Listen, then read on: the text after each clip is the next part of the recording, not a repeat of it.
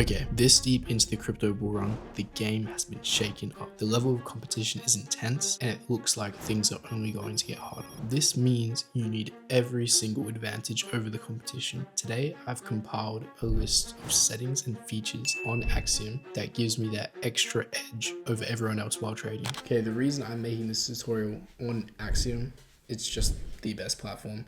I'm not really affiliated, sponsored, anything with them. This is just the one. I've used every single one. Padre, Nova, Axiom, BullX, Photon. And the team is just ahead of the game. They have all the new features. And right now, I'm really liking them. So this is the one that I'm going to choose. And to be honest, I think it's something the stats came out. 70 to 80% of trenches use Axiom. So if you're not already on Axiom, go ahead, you can sign up in the description. There'll be like the standard 10% off. Okay, so with these exact settings, fees, features on Axiom, I've been able to make just over this amount of money just this year trading crypto meme coins. So I'm gonna break it down from A to Z, give you guys everything. The first thing you wanna go ahead and have a look at is fees. Now fees are a standard concept, whatever, you know about fees, but you need to be having different fees for every single different sort of market environment. What does that mean? I personally have a setting of low fees for when market is super slow, it's dead, or I want to buy and sell tiny amounts of SOL. I have a normal setting, which is suited to my trading style and my trading volume that I go through.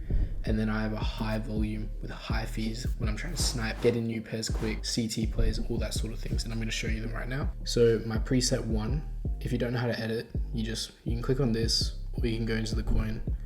Preset one, I use 50% slippage with this priority fee and this bribe fee. You need to adjust to what is appropriate to your port size, but if you're trading with over a 1 to 2 SOL buy-in, you can use these fees and it shouldn't affect your P&L too hard. I don't use a crazy amount of fees for my normal day-to-day trading. That's only because I do trade Europe session, which is lower volume and the best session to trade because you can use less fees, makes you more money in the long run. However, and that's my bribe. If you don't know how to get a bribe, you can go here, recommended priority fee. So this is what they're recommended and this is recommended bribe fee. So what Axiom does is calculates the volume on chain, how many transactions are going through, and will give you what they think is best. I honestly just use this. I use a reduced MEV for normal and I can turn off max fee. I don't usually have it on though. My preset 2 is when I'm trying to snipe, I use 0.1 and 0.15. These are really high fees and 1000% slippage.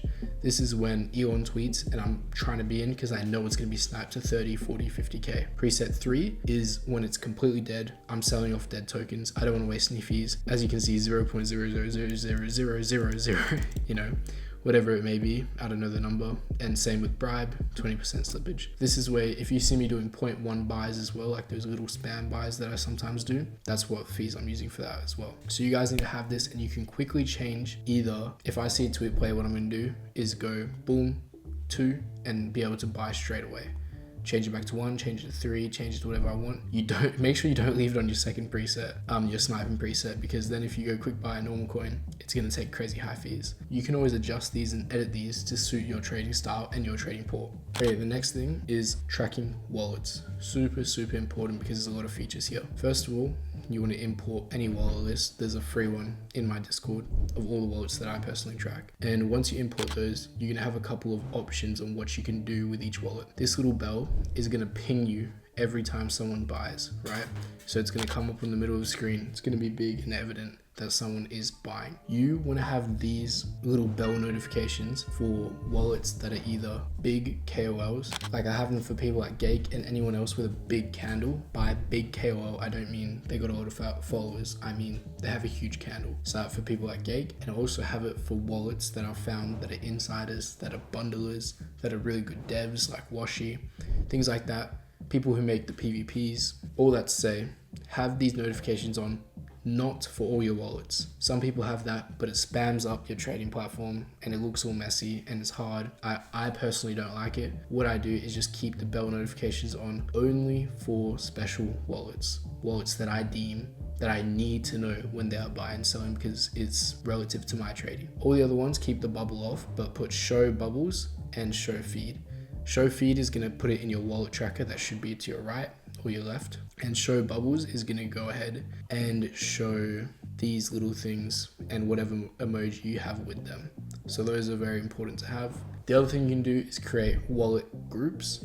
What this means is if you know and you track and find a set of wallets that are doing bundling, that are insiders, that trade a couple hours a day, any sort of like group that you know you want to have them specifically away because maybe they're spam, you can make a separate group. So I don't have it here because I've deleted them because those bundle wallets that I found stopped trading. But I used to have bundle 1, bundle 2, bundle 3, and I would see these wallets and know that they're bundling and I could avoid their coin. And I know what time they were trading, and sometimes I'll try to even get inside with them and be, sneaking the bundle type shit.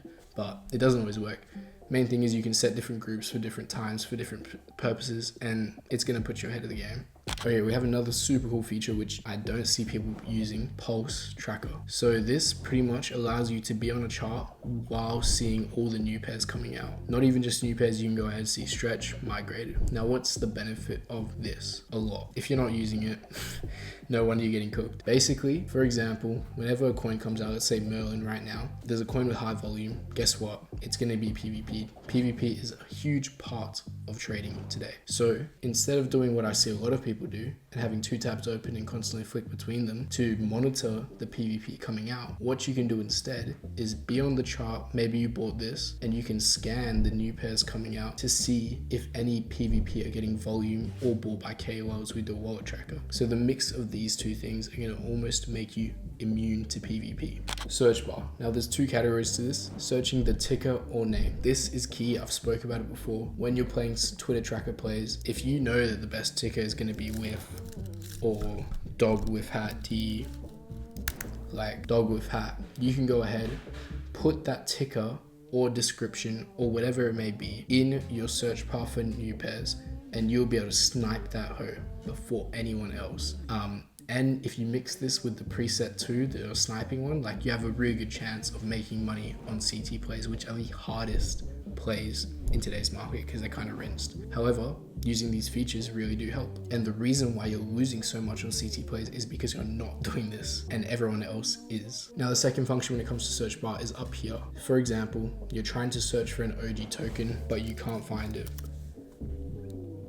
Guess what? You can switch from pump fun to bonk to bags. You just turn whichever one on or off to only scan for that token, because sometimes a coin is made on different platforms and it won't show up if you just search all of them. There's not enough space for it to show up. Another thing you can do, OG, which will show you the oldest token created with that name, and you can go graduated. This will show you a token with that ticker, but only if it's graduated. And this is why I love the Axiom platform. They have literally everything. You can go sort by time, you can sort by market cap, or you can sort by 1 hour volume. I personally like to sort by 1 hour volume because the main time you're going to search up an OG is to PvP a new coin coming out, usually. Or if there's some news that comes out, a lot of the times, for example, Elon dropped his new companion Valentine, and I fell victim to buying the first new pair that came out. I put in something like 65 sol, a lot of money. I don't know how many, like 10, 20 grand, whatever it may be. And I made the mistake of not going and searching the OG. And if I did, I would have seen that one was already made 2 weeks ago, whatever it may have been. And that one actually won. I took a huge loss when all I had to do, go to the search bar, make sure it was 1 hour volume, because that coin would have been getting the most volume straight away. And you'll see it at the top by market cap, and GG's, even I lack. But these simple tools put you ahead of the game if you remember and know how to use them correctly. Okay, next thing is you want to make sure that your region is correct. Ping and internet connection is key in the trenches, especially if you're trading high volume. So if you're over in America and you're trading on Asian servers or Australian servers, you're tapped. You need to be trading on your servers. If you don't know which one, for example, you're in the US and it has US West Coast, East Coast, Central, go on Google, search it up, it's not that hard to find, and make sure, don't go on global, there's no point. You can see how slow my shit is now. I gotta turn it back. Anyway, another key feature with Axiom that they recently put in was you being able to see bubble maps. Okay, so on these bubble maps, all these little bubbles are different holders and how much they hold. So the gray ones are fine. They're safe majority of the time. You can click with them and say, okay, this wallet holds 0.5%, that's fine. Now the highlighted bubbles are the problem. These are clusters, these are multi-wallets, these are bundles. Essentially, they have just been 2 or 3, 4, 5, doesn't matter how many wallets funded through the same exchange or the wallets have interacted with each other, sending supplies, sending Solana in the past. So if you click on any of these highlighted, you can see this guy has a cluster, 2.5% cluster here, and a 1.5% cluster here. So it's actually not too bad. It just means someone has multi-wallets in. However, sometimes you can click on a coin, the holders won't show everything, and you'll go over here and someone owns 20% of the coin. And as soon as you buy, they're gonna sell. So using this simple tool is very fast as well. All you do is click, it'll load, it'll take 2 seconds to load, have a quick check. The next thing, which might be one of my favorite features that they've recently added, is being able to see wallet funding. This mixed with the bubble maps technique pretty much makes it almost impossible for you to get rugged. Here it tells you what exchange and how long ago these wallets were funded with Solana. So for example, this coin, pretty obvious it's a rug. If you can't tell this is a rug, you're probably a bit new. However, sometimes these charts are really accurate. They look exactly normal, they look completely organic, but if you scroll to the holders, and if they are all funded by the same exchange at a similar point in time, you can see a lot of them are funded 21, 22 days ago. This means these are all connected. If you see 3 or 4 wallets funded by the same exchange or funded the same amount of hours ago, usually that is a bundle, that is a multi-wallet, that is a rug, and you want to avoid. Okay, the next feature, which is actually a game changer too, is having a watch list. So if you know that a topic may be spoken about by people like Elon, Bonkai, Trump, anyone with motion, you want to watch list that coin like I have here, or you're just watching it to see future price action. And as soon as any news comes up, all you do is pop over to the coin, quick buy, boom. And you can go over and switch to active positions as well. This is really cool because if you're in a coin and you want to buy 3 or 4 coins at once, it's hard to like switch between screens. You just keep it up top. I'm not in any position, so it's a bit hard to see. I'm down to USDC for some reason. That's a bit retarded. However, like if I'm in this coin right here, I can be watching, I can go and look at my other positions. This one's up, this one's down, and I can just have a clear mental on where I am for the day without having to switch tab 100 times or have 50 different Axiom tabs open, which you see some people do. A little bonus tip, because you guys stayed to the end, what I actually do for that fee setting is I leave my migrated on preset 2, because sometimes when tweet plays or heavily anticipated or really good coin come out, is what happens, they will usually instantly migrate and you need to quick buy them and get in as soon as possible. Having your sniper preset just constantly on your highest fees is going to allow you to buy straight off the bat without going in, now changing it from preset 1 to preset 2, pressing buy and getting filled. It's split second differences in the trenches. There's gonna be the difference between you getting rich or getting rinsed. Now combining all these features from the wallet tracker to having different fee presets, bubble maps, funding, you're gonna be a step ahead of everyone else in the trenches, because some people may do 1, 2, 3 of these things, but no one's doing all 8 or 10 or however I mentioned. This is what I do personally, and you see how much money I've made just trading meme coins. I'm not a genius. I haven't done anything special. All I've done, put my head down and work hard, because everything will come into fruition.